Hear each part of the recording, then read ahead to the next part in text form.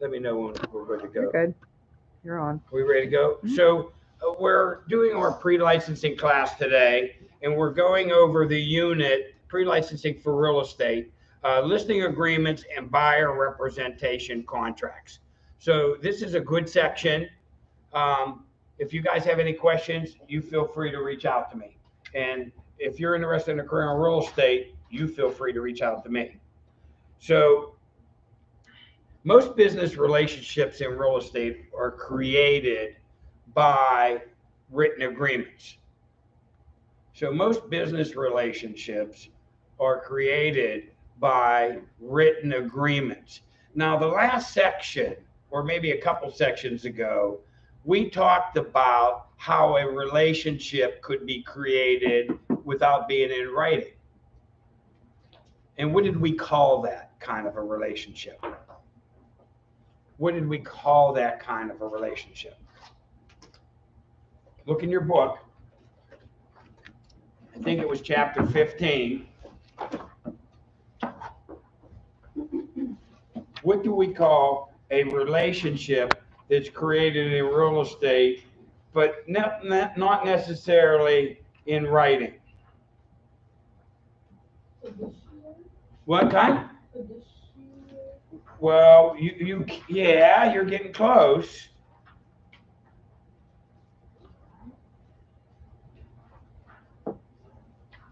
And if you're at home watching this on YouTube, look it up. It would be an agency relationship that was created, but it wasn't put in writing. Implied. Who said that, Bonnie? Very good. That could be an implied relationship, right? So you can, where just because of your actions, everybody thinks that you have an agency relationship, and even though you don't. So an applied agency is the proper term for it, is an agency may also be created by an implied agreement. This occurs when the actions of the party indicate that they have a mutually consented to an agency agreement, and the licensee acts on behalf of the other party. But it has to be in writing to be legal. Okay? And an applied agency can be created, the parties can create one unintentionally by accident on their actions. Okay? But most are in writing. The agency contract may be used to hire the broker. What kind of contract would be an agency agreement to hire a broker? What would you call that agreement? If you're thinking of selling. Listing agreement. Listing agreement. How about if you're thinking of buying? Buyer agency agreement. Buyer broker agreement. Okay. And agency agreements are employment contracts for the personal professional services of the broker. Listing agreements and buyer agency agreements are fundamental documents that we use in the real estate business. Okay. So sometimes I list somebody's home for sale, and let's say we negotiate a fee, and let's say it's 7%, just to use a number. Because we know one thing about brokerage fees with the consumer, they are what? Negotiable. They are negotiable. They are negotiable by law. So let's say I'm just going to throw 7% out there. And I put the house up for sale, and the house sells in a day. Do you think the consumer may think, boy, I paid you a lot of money and you didn't do a lot of work? Do you think the consumer may think it? So a lot of times when I say to the consumer, what you're paying for is my knowledge, my 35 years experience. If you're brand new in the business, what you're paying for is not only my knowledge, but my manager's knowledge, my owner's, the broker's knowledge, and the team effort that we have. So sometimes there's a lot of effort, time, and money put into creating a system and where we can sell your house in one day. That takes sometimes years to cultivate that system. So you have to explain to people where they think they're paying too much for a service. Does that make sense? You always have to be showing your value. I feel that way because people take it for granted. So let's talk about the written agreements. Written agreements in the Real Estate Licensing and Recovery Act, Section 608. I don't think you have to worry about the 608 on this. States that by law they have to be in writing. They have to be negotiated agreements. Okay, they have to be negotiated agreements. And that means that the broker's fee and the time frame of the agreement are negotiable by law. Okay? The broker may work with competing parties.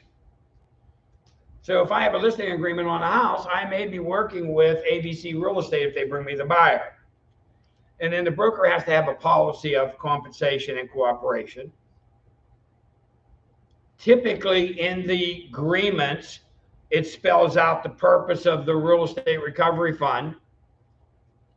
Hopefully you guys know what the Real Estate Recovery Fund is.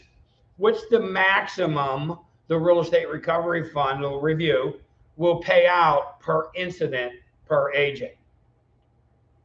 This is going to be on the test. 20,000.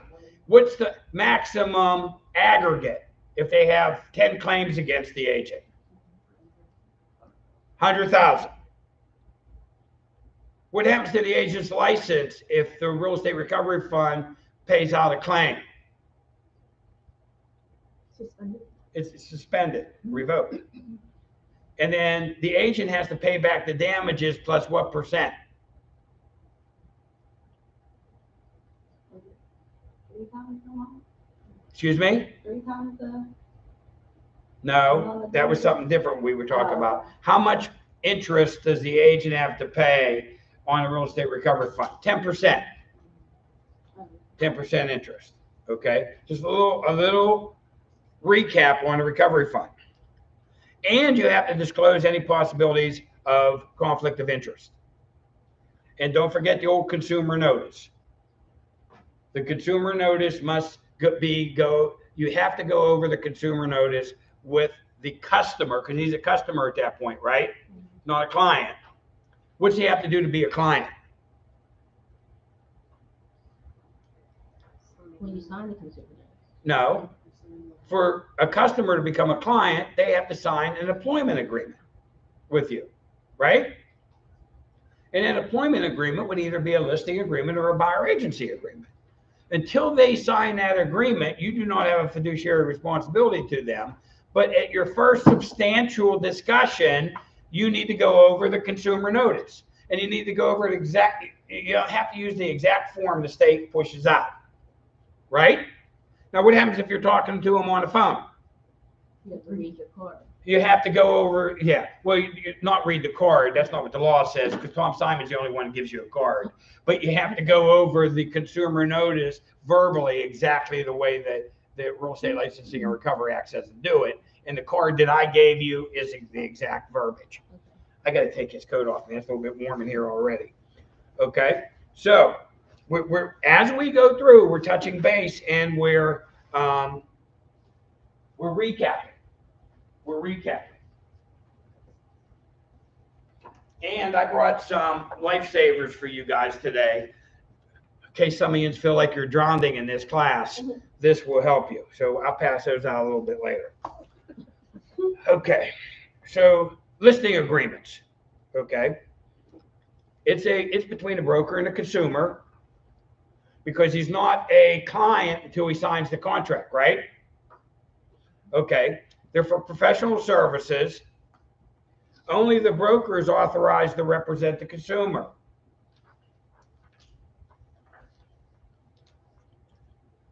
And then the broker authorizes affiliated licensees to help him with the listing. But the listing stays with the broker, Samantha, if you leave. So it's not like if you get divorced, or you can go to divorce court and say, I want half the house, right? Most of the time, the judge is going to give you half the house.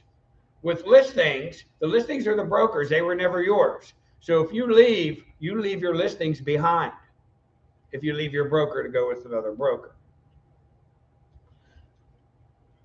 And the only person that can dispense compensation is who? The broker. And the broker can only pay, little recap, pay who? Who can the broker dispense compensation to?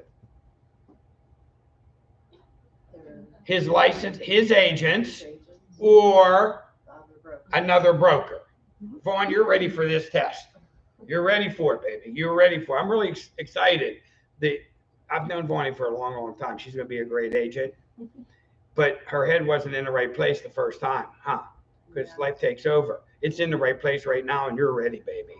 You ready. You get this test scheduled. Let's talk about the different listing agreements that you can have with a client, okay?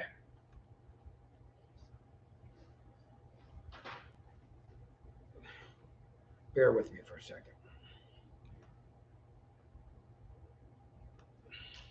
Okay. You can have an exclusive right to sell agreement. This is the kind of agreement I like to have. Okay? I like an exclusive right to sell. In Pennsylvania, that statement is in bold print. This is an exclusive right to sell agreement. The broker earns a commission on the sale or lease, Jace, regardless who, including the owner, makes the sale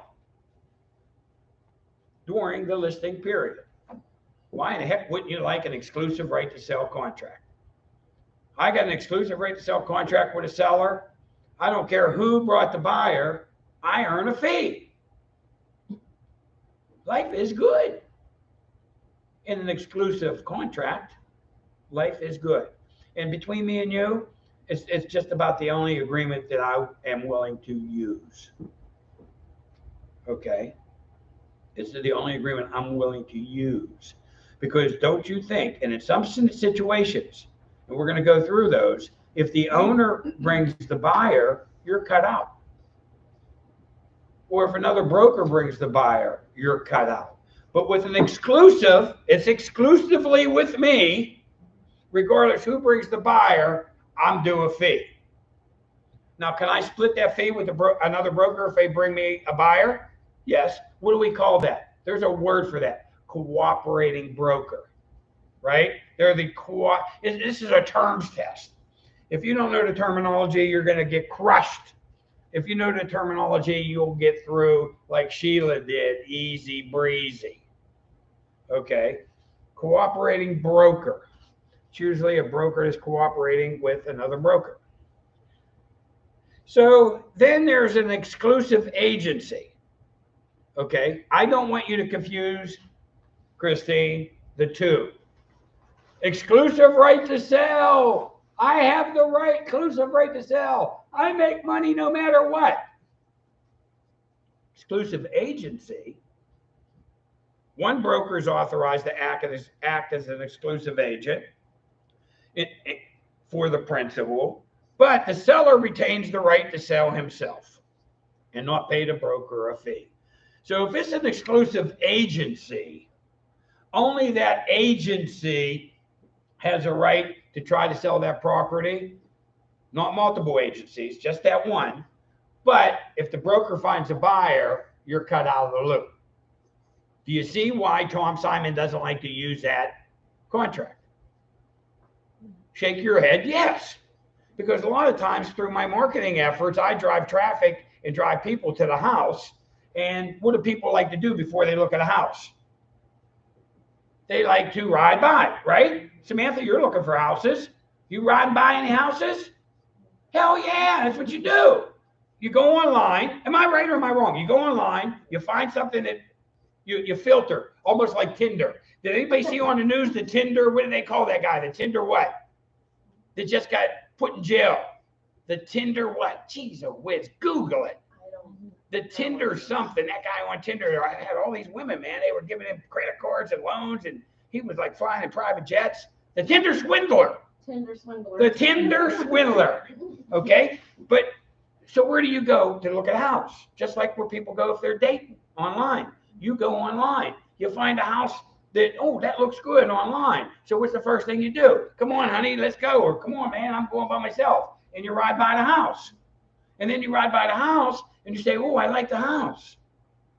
And then if the owner's out cutting grass, what do? You jump out of the car and you go talk to him, right? Got for sale sign. Most people will. And then if you have an exclusive agency, even though you brought the buyer to the property, if that owner sells that guy that house, you're cut out. Exclusive agency, the broker's cut out. With an exclusive right to sell, if he talks to the seller and the seller calls me up and says, Tom, I got a buyer, I'm not paying your fee. I say, you got an exclusive right to sell agreement. Yes, you are. Okay. Difference between the two. Exclusive right to sell, that's the kind I like. Exclusive agency, because if the owner finds a buyer, you're cut out. An open listing, for the broker, even worse. For the seller, even better yet. Do you think the sellers would like an exclusive agency listing? Heck yeah, because they can sell it themselves and cut you out. With an open listing, the seller has a right to contract with several brokers.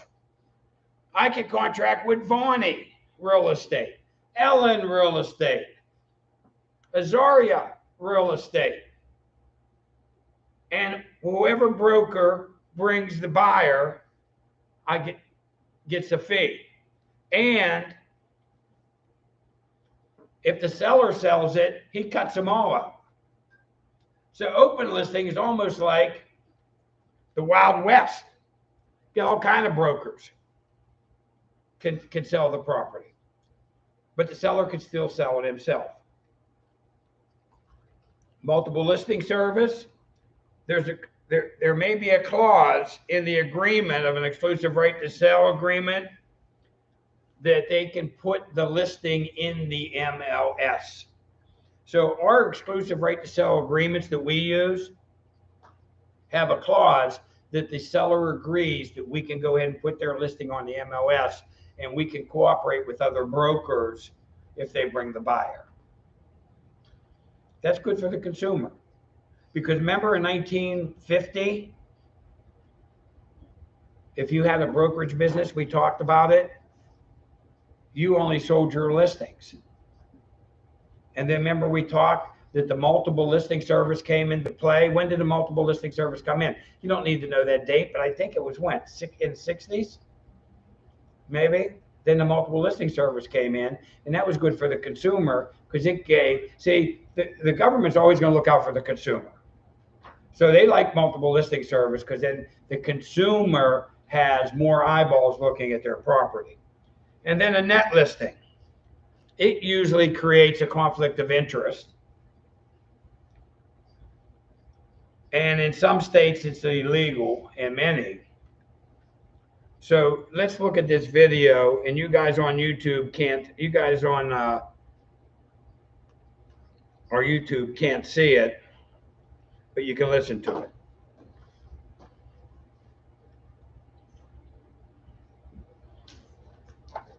I think we're going to I write a lot of essays for school, but I also write sales descriptions for my Etsy shop. I use Grammarly on my work emails.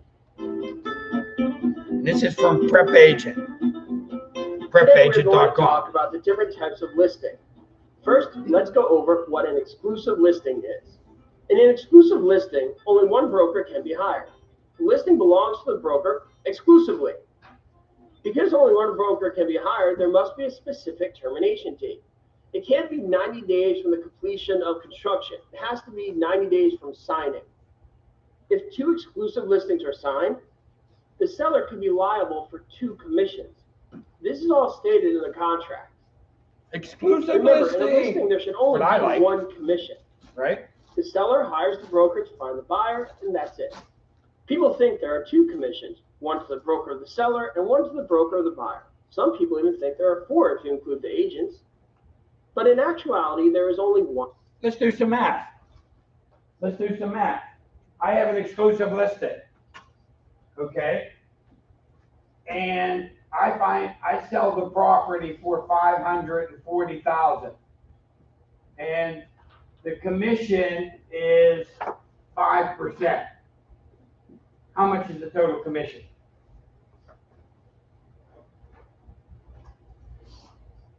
$27,000. Not a bad payday, is it? Not a bad payday.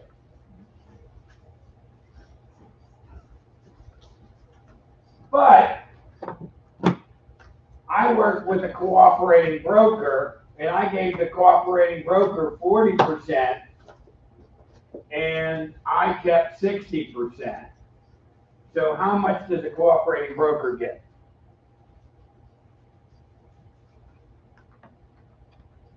$10,800. 10,800. And then how much do I get? My brokerage. 16.2. How much? 16.2. 16.2. Nothing says you have to split commissions equally with cooperating broker. Okay, I very rarely do, but a lot of times I do. But there's no law that says you have to, because that's up to you and the seller to make that determination. So the cooperating broker has an agent who brought the buyer. He is paying that agent a 60% split, and the broker is getting 40%. So how much is that agent making? How much? 6,480. Okay. You may see that kind of math on this test. Okay? And I feel very comfortable each one of you guys could handle that kind of math. You okay with it, Vaughn? That's easy. That's easy, she said. You're going to pass that test, Vaughn. You're going to pass that test. The broker of the seller gets the commission and then shares that one commission with the broker of the buyer for helping him or her find a buyer. The way that one commission is divided must be disclosed to the seller. The brokers will then share that commission with the agent who facilitated the transaction on their behalf.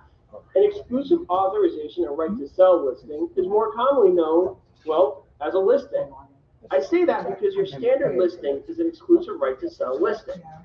You know, when you see one sign in the front yard on an open house that says for sale, that is typically an exclusive right to sell listing. The key element of this type of listing is that regardless of how a buyer comes to the conclusion that they want to buy the house, the broker is getting paid a commission. This helps Great. avoid any potential conflict Visual, between to help the you realtor remember who's trying to exclusive list the listing. buyer Tom and the likes seller it. who hired them to list the property. To put it in more technical terms, the listing broker does not need to show that he or she is the procuring cause of the buyer. Next, Procuring cause. Another term. What's the procuring cause definition that you may see on the test? Is it the one who brings a willing and able buyer? Or- That starts a chain of events that leads to consummation of the transaction. Yes. exclusive agency listing. Much like in the exclusive right to sell listing, the seller would only work with one broker. However, there is one huge difference. In an exclusive agency listing, if the owner sells it themselves, the agent gets no commission. That's right, nothing. This means the agent would have to prove that they were the reason the buyer is there to buy the house. In terms of the real estate exam, the agent would have to prove that they were the procuring cause of the buyer. Imagine there was a broker for sale sign in the front yard of a house, and right next to it there was a for sale sign by owner.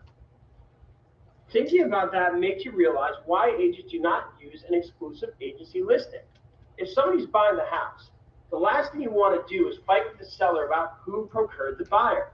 Remember, if the seller can prove that they brought them there, under an exclusive agency listing, they will pay you nothing.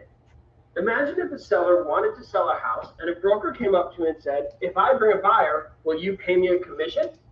And the seller said, "Yes, of course." Then 10 minutes later, another broker came up to him and said, "If I bring a buyer, will you pay me a commission?" And the seller said, "Yes, of course." Then this kept happening over and over and over again, and the seller has agreed to the same deal with all of these brokers. Most probably, they would be using an open listing. Does not sound like a bad thing, right? Whoever brings the buyer gets paid for it. as long as they are the principal in the transaction or they have an active real estate license. The problem with this is, why would you as a broker spend time and money advertising somebody's house to find a buyer if there's a good chance somebody else will get paid and you'll get nothing because the listing is not exclusive to anybody? You as the broker would have to prove that you were the procuring cause of the buyer. This can be very tricky to do. Imagine if every broker sign was in the front yard. How do you determine which broker sign drew in that buyer? This is just one of many complications with this type of listing. That is why you do not see this in a standard residential setting. An open listing, it's like the open west, like the Wild West, right? An exclusive agency, one agency, but still the seller can sell it. An exclusive right to sell is the one that no matter what, the broker gets paid. However, there are situations where this type of listing is appropriate. For example, the developer or builder would enter into an open listing with brokerage firms in the area. They bring their buyers into the subdivision, and if the buyer buys, then they get paid. The last listing we're going to go over is a net listing. A net listing is when an agent agrees to sell an owner's property for a set minimum price. Anything over that minimum price belongs to the agent as commission. Thus, in a net listing, there is no stipulated selling price and no stipulated commission. For example, a property owner wants to obtain $500,000 for their property. If the agent sells for $550,000, they make $50,000. Sounds great, right? The problem is that if the agent sells for $500,000, the agent makes nothing. The agent would have to manipulate the list price in order to earn a commission. This creates an inherent conflict of interest, making it illegal in most states.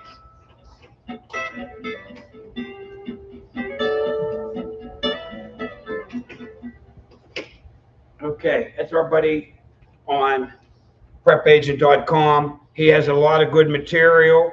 If you need a little bit of help, go to the web and look him up, or go to YouTube and look him up. A lot of good stuff. Very good instructor. I'd like to meet that guy one day. I like it. I like that hat he wears. Oh, I was going to wear a hat. But I feel like I'm the king of real estate instructors. So that's the hat I'm wearing. That's the hat I'm wearing. Okay.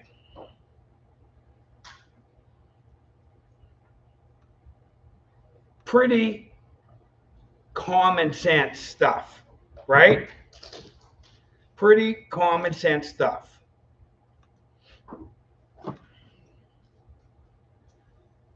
So let's keep going with it. And we're already halfway through this unit. So we're burning through. Termination. How do you terminate a listing agreement? If the purpose is fulfilled, you did your job. You brought a willing and able buyer. You were the procuring cause, Lauren. You started a chain of events that led to consummation of the agreement. Expiration of the listing period. What's the maximum time period a listing could have in a residential listing? 1 year. And it's negotiable. Is it negotiable, Ellen? Yes, it is. Can I ask for a 1 week listing? Yes, you could. Can I accept that as an agent? Yes, you could. No, you can't. Who can accept it? The broker, not the agent. Trick question, Azaria. Okay, if the property is destroyed or the use is changed by zoning, if the title is transferred under law, Jace, what's that mean? Well, give me an example of how the title could be transferred under law and you lose the listing. Bankruptcy, foreclosure, mutual agreement. Samantha says, Tom, I don't like you anymore. Boy, do you think that happens sometimes? Tom, I don't like you anymore. You're not doing the job. I want to fire you. But it has to be mutually agreed upon, Samantha. So if I say okay, then that's mutually agreed by all parties that we're going to terminate. If I say, no, baby, you're stuck with me, you're stuck with me. It's not like a marriage. Okay? It's not like a marriage. death or incapacity of either party, or breach of contract. Okay, that was the sales agreement. Pretty easy breezy, huh? Listing agreement. That's it. Now let's talk about the listing process. I am not going to get into a lot of detail. I'm going to kind of through this process because it's really common sense stuff. And you don't need to know all you may. Odds are you're not, because I have a sheet that I pulled off the PSI website that tells you how many questions are in each section. And when we get towards the end, for a nominal fee, I will pass that out to you. Free of charge. So it's going to tell you, Jace, the areas you need to hone in on. Okay. Samantha, is that coffee cold? Yeah, mine's like cold. That's weird. Yeah, we'll have to talk to John about that. Because we pay a fee. I pick up the cost of the coffee and water because they charge that. But hey, I like to come here and have coffee and keep you guys awake. Coffee and chocolate. I think that's Robin. What's that? I'll ask him. Okay. Yeah, tell them it's cold. So the listing process. Basic information is required. Pricing of the property. To price the property, you have to do a CMA. You need to know what a CMA is. It's a comparative market analysis. So it's not an appraisal. So know what a CMA is, Tam. You'll need that for your test.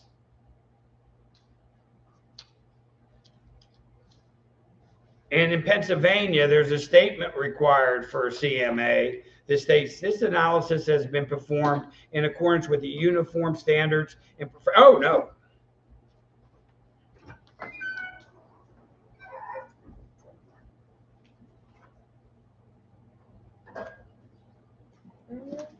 Yes, it says this analysis has been, so a CMA has to have certain language in it.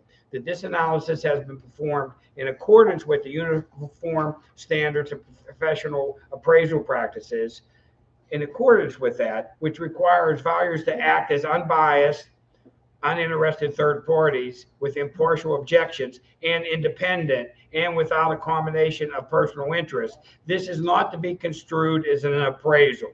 It may not be used as such. So the difference between a CMA, even though you kind of perform them using some of the same standards, is a CMA is only used if somebody wants to list their house, or if it's a buyer wants to know what his offer. I'm offering $300,000. Could you do a CMA and let me know if that's in line with comparables? So a CMA is you give a price range. So when I go on a listing appointment, I do a CMA. I do a price. The CMA, I give them a price range. Okay, your house should sell somewhere between $3 and $325. Here are the comparables to show that. Okay, an appraisal is a number, and it's one person's opinion of value as of that date. So an appraisal would be, if he brought it in at 300,000, dead on. A CMA, price range. To do an appraisal, you need an appraiser's license, which I do not have. The state of Pennsylvania politely took that off of me for not complying with USPAP. But a CMA, any agent can do. Now, if somebody calls me up, a lot of times attorneys, not to say anything about attorneys, but a lot of times attorneys, if it's an estate, will tell their seller, why don't you go get a CMA, and that'll give us an idea what the sale price should be. So when somebody calls me and tells me that, I tell them that you would probably be better served talking to your attorney, getting an appraisal, because an appraisal can be used in court and it gives a specific number. A CMA, by law, I only can do them for one of two reasons. One, if somebody's thinking of selling their house, or two, if a buyer wants to know what to purchase on that house. So I politely, some agents may do them to give the seller an idea in hopes that maybe they'll get the listing, but I don't do them. for that reason. I don't feel that that's the right reason to use the CMA. We get those calls all the time. Yeah, all those calls should go to me. Oh, yeah. Yeah. Yeah. All the, It's on the floor. yeah. Well, if somebody's on floor, then that's different. We Yeah. can, then that agent can make it. So help me with that, because you hear it, because you sit right there. So is the agent then talking to them about doing a CMA and going out to the property? Yeah, I mean, it just depends. Yeah, yeah. Okay, you have to do a seller's net return by law. Okay, and it's a seller's, we call it a seller's cost sheet. Don't you think if you're selling your house, Ellen, that as an agent, I have a fiduciary responsibility to treat you with care and show you what your net would be, so you're not surprised? Common sense. Real estate broker Seller Disclosure Act. The seller has to have a seller disclosure. If, how many units? If it's a 10-unit apartment building, does this, by law, does the seller need to do a seller disclosure statement? No. If it's vacant land, yes or no? Yeah, yell loud. No. Vacant land. No. No. Could you? Yes. Is my policy? Yes. Is it the law? No. Commercial property. A gas station. Seller disclosure. Now remember, a gas station has underground tanks. Seller disclosure by law. Yes. No. No. Single family 1 to 4 unit. Yes. Yes, by law. Okay. Okay. Now, when I said it was my policy, Jace gave me poopy face back here. Why is it your policy if it's not the law? You know what? I like to be transparent. And if you're selling a commercial property, vacant land, 20-unit apartment building, I'll have a disclosure. I have a disclosure statement that I'll give you and say, please fill it out so that we can disclose any known defects with the property. So it just eliminates lawsuit and ill feelings later on.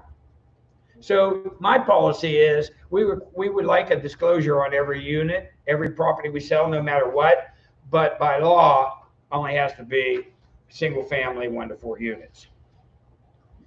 And the licensee must advise the seller, because sometimes on a single family 1 to 4, the seller doesn't want to fill a disclosure out. You have to advise the seller that by law you have to, or I can't take the listing. And you have to give the signed and dated disclosure to the buyer prior to him signing a sales agreement if it's 1 to 4 units. Prior to him signing the sales agreement. I'm excited. We're burning through this chapter, this unit rather. The listing contract. Listing agreements need to, when you get a listing and you're filling out a listing agreement, Azaria, you have to, usually we use pre-printed forms. We use pre-printed, don't try to memorize the sales agreement or listing agreement in the book, okay? Just skip over all that. And I don't know, what page are we on in the book? And we are on, just for you guys on YouTube, the Modern Real Estate Practice in Pennsylvania, 14th edition. And we're using Dearborn material for our slides. What page, is there a listing agreement? I think 318. Is it 318? What is it? It might be 318. Do you want the actual? Yeah, like for example, The disclosure is on 306 through.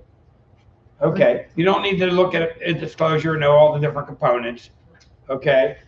And I see that up to 311, seller disclosure. You know, if you ain't got nothing better to do and you want to read it, you can.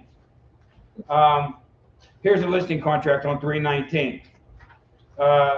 You don't need to know every component of the listing agreement, just the ones I go over, the key terms. The Real Estate Commission could ask you any of them on the test, but I'm going to give you, we're going to play the odds like we're in Vegas, and we're going to go with the high percentage stuff since there's a pretty thick book. But so on a listing agreement, the broker's authority is on there spelled out and his responsibilities, the names of the party, the brokerage firm, the list price, the real and personal property being included, is that ceiling fan real or personal property? Real. If this was a residential house, Real. real property because it's permanently attached. My wife at Snowball's Hair and Tanning Salon has shampoo chairs. I was getting my hair cut and colored yesterday. Every 2 weeks I get color there. And I was in a shampoo chair and she was washing out my color. And she says, Tom, I need new shampoo chairs. And those shampoo chairs have plumbing going to them.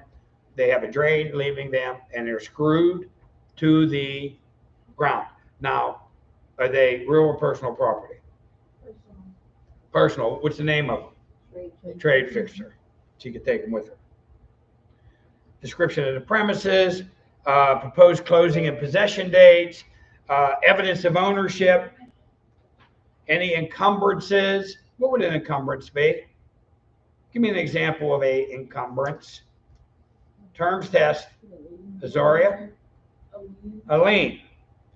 Warranties by the owner.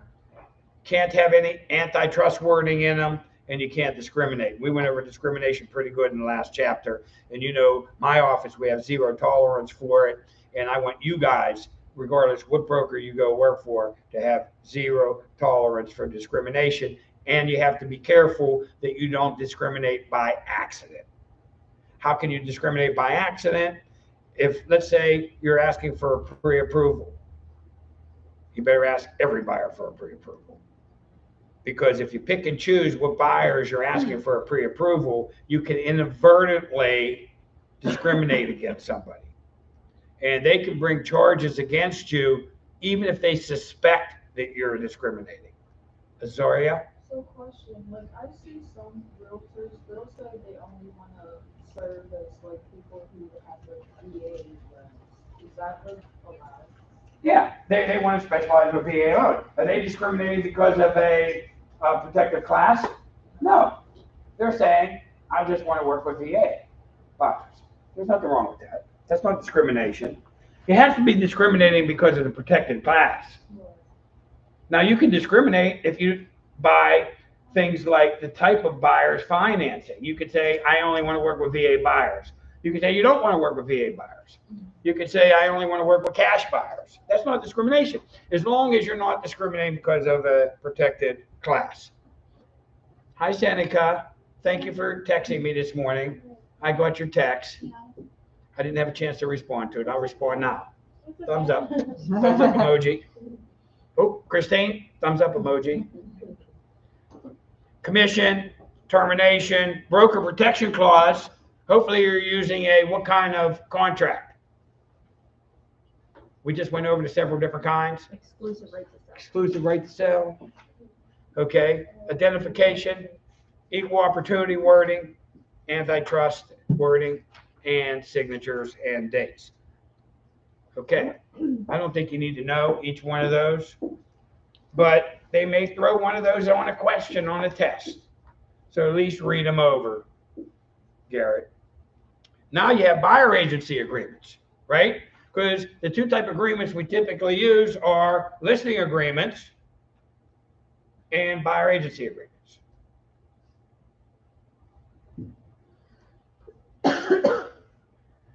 It's an employment contract too.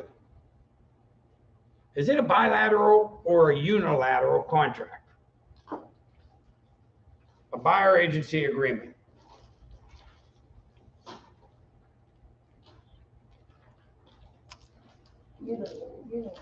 What's that? Bilateral. No. Wait, what was it? A buyer agency. A buyer agency, is it unilateral or bilateral? You have to have the concept of that. Look it up in the book, maybe. Guess. I don't know. Guess. You guess.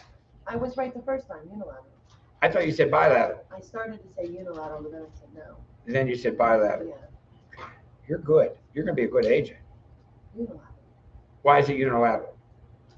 Because only one person has to Perform. perform. Right. Because you're not forcing the buyer to buy a house. Right. You're not obligated to find a buyer a house. But if the buyer finds a house, he has to pay you a fee. Unilateral. Is a listing agreement bilateral or unilateral?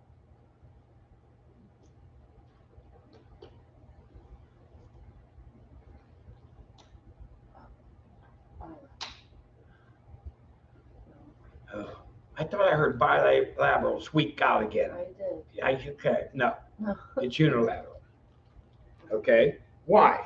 Because you're not obligated by contract to sell his house. Yeah, that's true. But if you do find a buyer, he's obligated by contract to pay you a fee. Is a sales agreement unilateral or bilateral? Come on, guys. You're going to kill my ratio. I got to take my king of instructors hats off because I'm not feeling like I'm doing a good enough job. Is it bilateral because you both have a duty that you have to get paid by them and you have to provide a service? Yes, you're right. A sales agreement is a bilateral. Can you work on this for me, Andrea? I dropped it. Ray took it out the other day and pulled with the batteries, put them back in. Yeah, a sales agreement is both parties are bound to the contract. Okay. How about an option agreement? I'm sorry, I know we're getting off, but we have to come back when I see a key term that I think you're going to need to know. I'm going to reinforce it, Jace, because I have my critique forms here and I want to try to get all good. But if I'm not doing something right, I want you to really tell me so I can be better in the future. But don't put on there that I'm terrible at remembering people's names because it's not going to get you anywhere. Who in the heck? Yesterday at our awards event, I called somebody by the wrong name. Option agreement, bilateral or unilateral?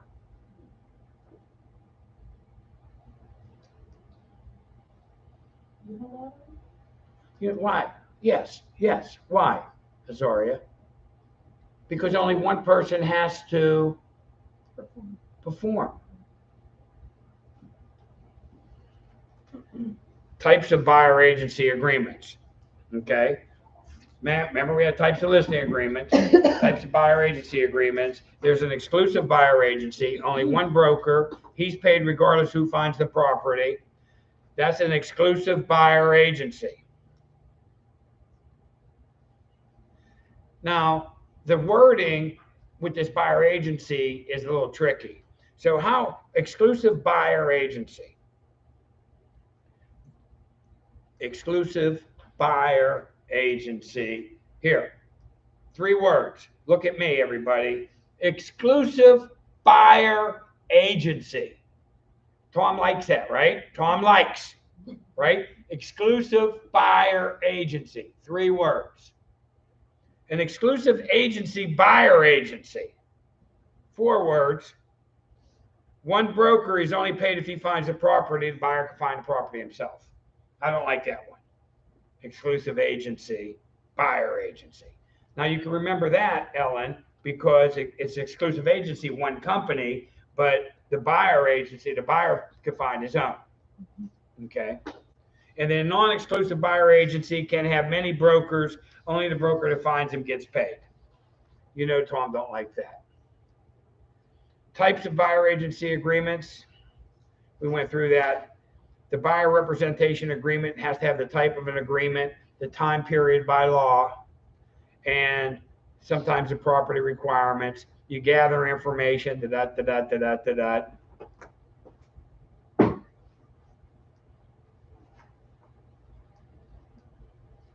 a question. Go ahead. So with the exclusive buyer agency. Exclusive buyer agency? Okay. Everybody put their hands up. Exclusive buyer agency. 3 words. When you get to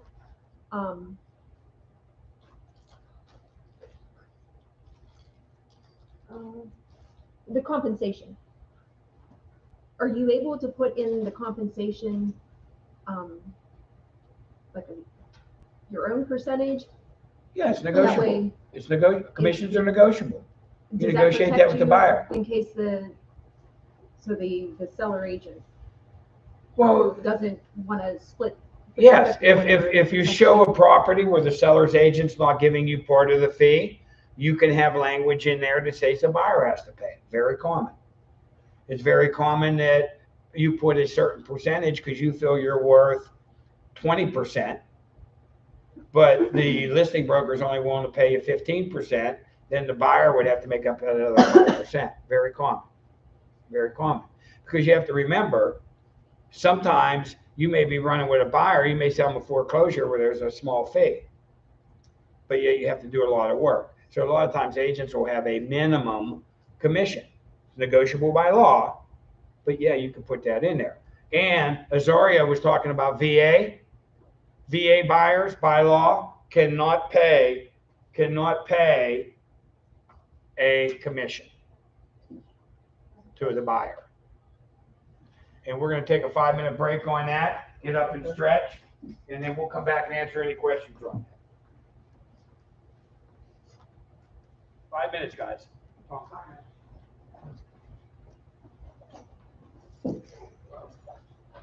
Yeah. Ask Tom, but if you call me, Kim, I can call works.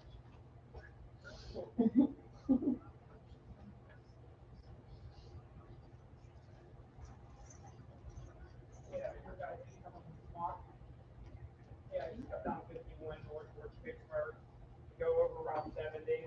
There's some construction they're working right there, 70, 51. You look up the Then you go definition straight of back the north. exclusive agency and exclusive agency. Pretty much the same thing. Yeah, I had trouble reading. I was reading this chapter.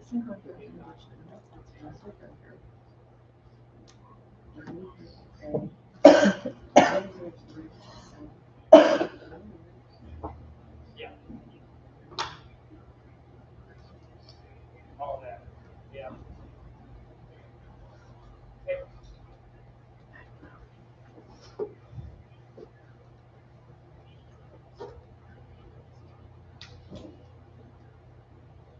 Let me ask you a question. What time?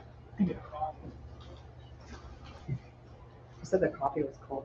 Like poured the coffee. It was literally steaming out of the cup. He's like, okay, it's fine. Oh, really? Oh. Yeah. Yeah, you can find it. I appreciate it. Thanks, guys.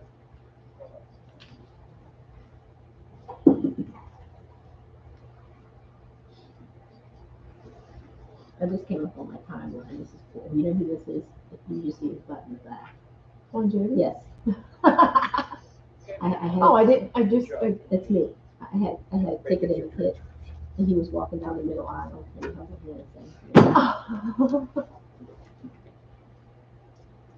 how'd you know that was him from his back?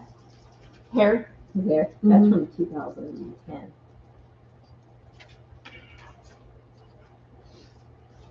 My daughter just said, I'm having tires sent to your house. Is Andrea still here? Where's Andrea? Where's the coffee? You want to go there?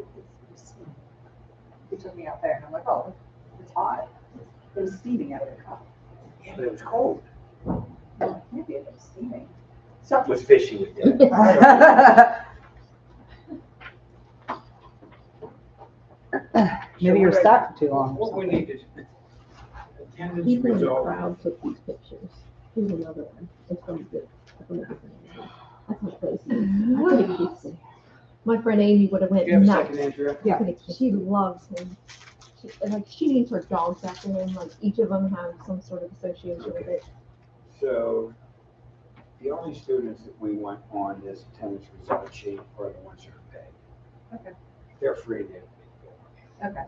Okay, so what I'd like you to do is, I'd like you to get this attendance result sheet and all the students' name, put them out for the quarter, make it easy for us. Okay. And then I need you to mark what percentage of the class. Yeah, I'm looking for hours. So, Like 8. yeah, and what's 8 times 11? What's 7? So we're doing like 7.5 hours, so I'm gonna give them half hour for lunch. So the goal is they need at least 80% of the 75 hours. So try to get. I gotta make sure. If there's something that's really good, I could do it. yeah, you can take care of it. Okay, locations out.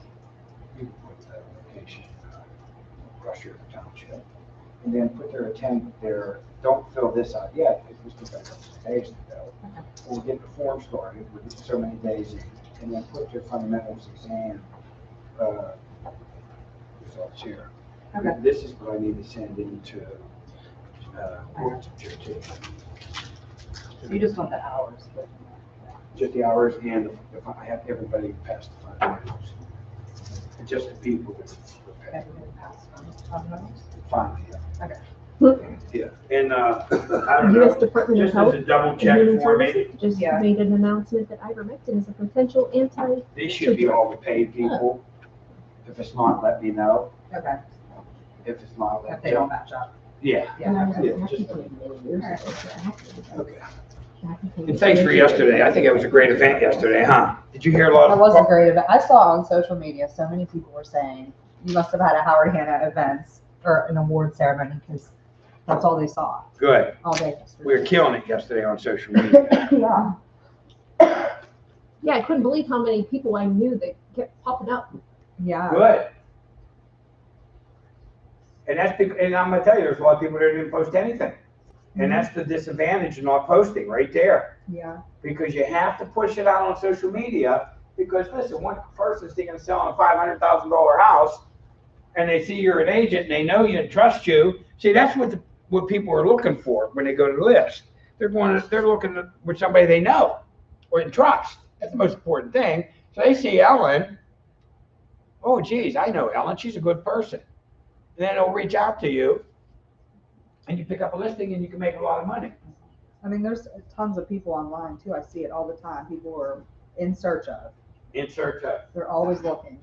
Yeah. too, and there's always like 200 comments. Yeah. When I sold my It's house, nice when you have referrals and people like post for you on there. I had sold my house in Mount Pleasant 2 years ago, and before I put it on the market, and I had an agent that was, They're I killing had you. already talked to. Before I put it on the market, somebody had posted on Facebook looking for a house that met my description. So Yeah. my neighbor messaged me. She's like, you might want to call this person. I had invited her over. She came over, looked at the house. They asked what I wanted for it. I told them. They said okay, and the agent just ended up doing the paperwork and everything, but it never Yeah. even made it on the market because of Facebook. Yeah, Well, listen, this is what I want you guys to remember. it happens. You got to stay away from negativity, okay? And you have to stay away from, right now, and I talked about this yesterday in depth. People were saying, oh, there's no inventory. There's plenty of inventory. You just got to be the guy that gets the listings. So I think you're getting into real estate the best possible time you could, because if you're going to make it in real estate right now, you have to be good at going out and getting listings. So you're going to be forced to go out and get listings. 2 years ago, you didn't have to go get listings because there was listing inventory. If you had a good buyer, you can make money. So today, it's going to be the listings are king. Go get my thing. So you're getting into business the right way, because you're going to be forced. And that's when I got into business. I was forced to go get listings, and it made me sharper. And I kept that my whole career. And anytime you need to make money, regardless what the market is, you can put your pedal down, get listings, and get it. So if you bring a listing, you get a percentage no matter what if it sells. Bam. Listings are king right now. Okay. So with the buyer agency, again, you're going to be going through the paperwork, type of property you're looking for, price range, scope of work. Is it an exclusive or a non-exclusive contract? The possibility of dual agency, but that's kind of important, so I want to touch on that. That you're giving, the buyer is going to be giving you permission to act as a dual agent. And if he doesn't want you to act, he's going to have to let you know that. And more, the broker protection clause, authorization for designated agency, provisions for dual agency, provisions for assignment, signatures of all party, any disclosures, non-discrimination wording, and disclosures that are required by law. Any questions on that? You can end this. Sorry, if I had known we were so close, I wouldn't have took the break then. I would have waited. So we're just going to roll on to the next one.